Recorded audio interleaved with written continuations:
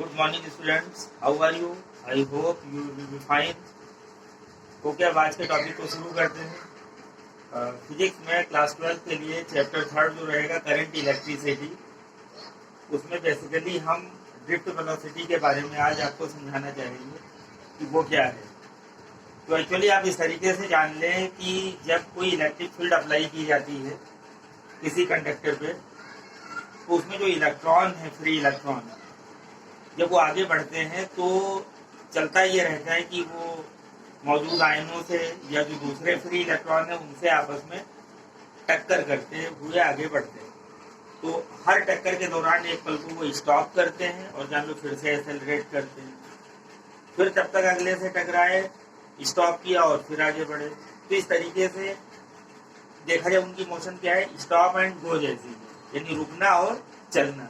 जैसे दौड़ता हुआ कोई भी है, जो गिरा और संभला और फिर चला, गिरा और संभला और फिर चला, यानी ऐसे हर्डल या ऑब्स्टेकल रास्ते के लगे हुए हों, पग बाधाएं जिनको कह सकते हैं, लगभग वैसा आप समझ।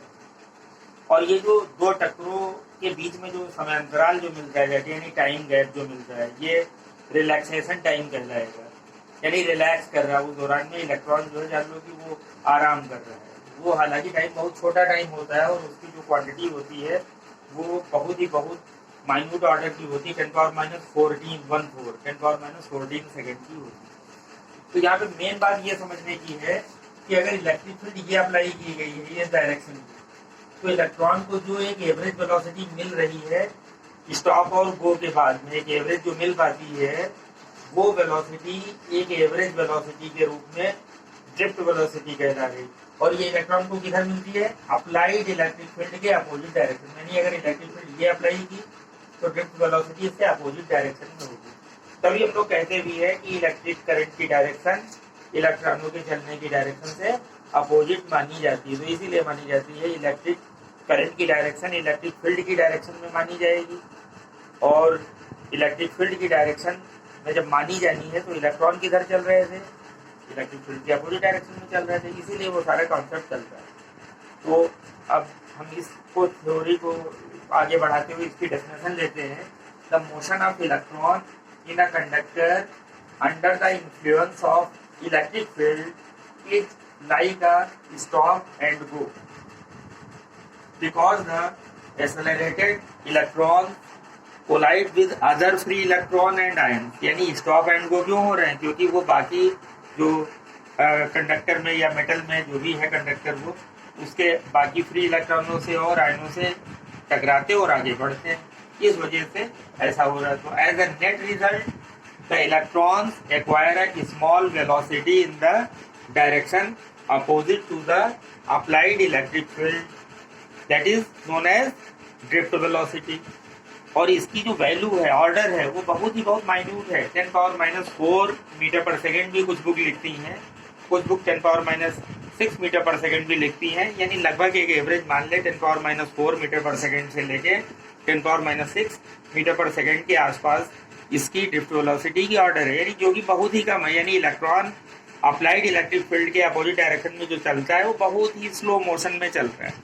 उस हिसाब से तो देखें, शायद 1 मीटर 2 मीटर भी चलने में इलेक्ट्रॉन को कई घंटे लग जाएंगे। फिर भी हम पाते हैं कि हमने स्विच ऑन किया और चाहे यहाँ से 1000 किलोमीटर पे दूर कोई डिवाइस लगी है, बल्ब लगा है, हमने स्विच यहाँ ऑन किया और उसका रिस्पॉन्स तुरंत हमें मिलेगा।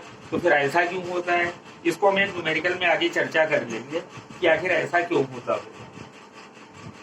तो डायरेक्शन ऑफ इलेक्ट्रिक फील्ड अगर ये है तो ड्रिफ्ट वेलोसिटी उससे अपोजिट लगेगी। ठीक है, तो यहाँ बात ये समझने की कि ऐसा क्यों, वो हमने यहाँ समझाने की कोशिश आपको की है कि electric field is applied with the speed of light. यानी जैसे हम स्विच ऑन करते हैं वैसे इलेक्ट्रिक फील्ड जो सारे कंडक्टर पे या सारे वायर पे जो लागू हो जाती है वो किस रफ्तार से लागू होती है? With the speed of light in the conductor. I repeat again, electric field is applied with the speed of light in the conductor. So electric impulse is applied in the circuit with the speed of light। तो electrical जो impulse है हर जगह पे जो लागू हो गया वो किस रफ्तार से लागू हो गया? स्पीड ऑफ लाइट से लागू हो गया। It is similar to the flow of water in a pipe. ये लगभग वैसे आप मान ले जैसे कि किसी पाइप में पानी भरा हुआ है और उसके फ्लो के बारे में आप कल्पना करें, क्या अगर आप पिस्टन या प्रेशर एक पाइप के सिरे पे दबाएं तो आप पाएंगे दूसरे सिरे से तुरंत ही पानी निकला, जबकि वाटर के मॉलिक्यूल तो धीरे धीरे वहां तक पहुंच पाते, तो तुरंत कैसे निकला। इसका मतलब यहाँ भी हम ये कह सकते हैं कि जो मैकेनिकल वेव अप्लाई हो गई किस पे, थ्रू आउट सब मॉलिक्यूल के ऊपर, यानी मॉलिक्यूल वाटर के उनके ऊपर अप्लाई हो गई तुरंत, क्या मैकेनिकल वेव। उनकी भी अपनी एक रफ्तार है, वो करीब 1400 मीटर पर सेकेंड हम लोग बोल सकते हैं, 1400 मीटर पर सेकेंड। तो जैसे ही वाटर के फ्लो के बारे में हम सोचे कि पाइप में एक तरफ से हमने पिस्टन ऑन किया, दूसरी तरफ में पानी का हमें फ्लो मिल गया, तो वहां पे क्या वाटर मॉलिक्यूल भी धीरे धीरे चलता है, वो एक से दूसरे पे टक्कर डालता है, दूसरे से और अगले पे मॉलिक्यूल आगे बढ़ता है। लेकिन जान लो कि उस समय अप्लाई हो गया सारे मॉलिक्यूल पे, क्या एक साथ, क्या लागू हो गया, मैकेनिकल पे। वही यहाँ पे हम समझाना चाह रहे हैं, it is similar to the flow of water in a pipe with the speed of 1/4, because if we press the piston of the pipe, then there is a mechanical wave applied all over the pipe with a speed of 1400 meter per second. But really water molecule does not have such velocity. Their velocity is much lesser than that. यानी water molecule की velocity इससे कहीं बहुत ही कम है। ठीक इसी तरीके की आप कल्पना वहां कर लें, इलेक्ट्रॉन तो बहुत स्लो मूविंग है, तो वो ड्रिफ्ट वेलोसिटी से चल रहे हैं, लेकिन जो इलेक्ट्रिक फील्ड अप्लाई हो रही सब पे वो स्पीड ऑफ लाइट से अप्लाई हो रही है, इसलिए हमको then and there to test मिलता है रिजल्ट। फिर रिलैक्सेशन टाइम, जैसा कि अभी हम बता चुके थे, it is the time interval between the two successive collisions in between the free electrons and the other electron और द आयन। वो जो एवरेज टाइम मिलेगा वो बहुत ही कम होगा, 10⁻⁻14 के आर्डर का, इसको हम लोग रिलैक्सेशन टाइम बोलेंगे, टाउ से रिप्रेजेंट कर सकते हैं। और इसके फार्मूले को हम जाएं तो mean free path upon RMS value of electron, यानी वेलोसिटी की आरएमएस वैल्यू। तो टाइम है डिस्टेंस अपॉन स्पीड होना चाहिए, वो जानने की डिस्टेंस का काम ये फ्री पाथ कर रहा है, और भी आरएमएस वैल्यू इलेक्ट्रॉन की। तो tau is inversely proportional to the temperature. क्यों? क्योंकि आप जानते हैं कि टेम्परेचर बढ़ाने पे स्पीड बढ़ती है, इसका मतलब वी आरएमएस और टेम्परेचर डायरेक्टली प्रोपोर्शनल है, इसका मतलब टाउ इनवर्सली हो गया टेम्परेचर के, इसका मतलब टेम्परेचर बढ़ने पे टाइम ऑफ रिलैक्सेशन घटता है, और टाइम ऑफ रिलैक्सेशन घटने का मतलब है कि इलेक्ट्रॉन जल्दी जल्दी आपस में कोलिजन करना शुरू कर देते हैं, आप ये कह सकें। अब एक न्यूमेरिकल उसी एग्जांपल पे आते हैं कि a wire of length 6 metre and area of cross section 1 square metre carries a current of 2 ampere. यानी एक 6 मीटर का वायर है जिसका एरिया ऑफ क्रॉस सेक्शन हर जगह पे क्या है 1 स्क्वायर मीटर का, और इसमें 2 एम्पियर की करंट फ्लो कर रही है। अगर इसमें फ्री इलेक्ट्रॉन हो 10⁻29 इलेक्ट्रॉन पर मीटर क्यूब में अगर हो, तो then find the average time taken by electron to cross the length of wire.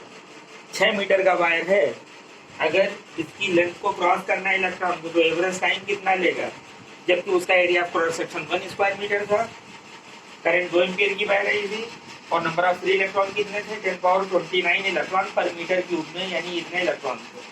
तो अब हम लोग आते हैं I = NEA/VD, करंट वाला फार्मूला लगा दें ड्रिफ्ट वेलोसिटी के सारे रिलेशन। तो यहाँ VD = I/NEA, I की वैल्यू डाल दें, N E इलेक्ट्रॉन का चार्ज डाल दें, ए वही एरिया डाल दिया, और पास आ गया 1.25 × 10⁻⁻4 मीटर पर सेकेंड। ये तो ही ड्रिफ्ट वेलोसिटी जिससे इलेक्ट्रॉन आगे बढ़ रहा है। तो टाइम कितना लगेगा, T = वही डिस्टेंस अपॉन स्पीड, वही L/VD। L मतलब वही वायर की लेंथ, तो 6 मीटर थी, तो VD जो अभी आपने निकाला है तो उसको कैलकुलेट करें तो 4.8 × 10⁻4 सेकेंड, जो कि आवर में जाओ तो करीब 13.33 आवर्स, यानी 6 मीटर की दूरी चलने में इलेक्ट्रॉन को 13 घंटे से ज़्यादा लग गए। इसका मतलब सीधा है कि जब हम स्विच ऑन करते हैं तब तो 6 ही मीटर चलने में 13 घंटे के बाद में लाइट पहुंचे, लेकिन ऐसा नहीं होता है। If you apply the command on the switch, then the electric field is applied all over the conducting wire with the speed of light, not with the speed of drift velocity. Okay, ये should be clear to all of you. तो अब अगले topic में हम लोग जो है वो करंट इलेक्ट्रिसिटी की और बातों की चर्चा करेंगे। फिलहाल ड्रिफ्ट वेलोसिटी को आज को समझाने की हमारी आपको कोशिश थी, तो आप इस क्लिप को देखें और अगर सही समझते हैं तो आप इसे लाइक और सब्सक्राइब करना ना भूलें। Okay, have a nice day.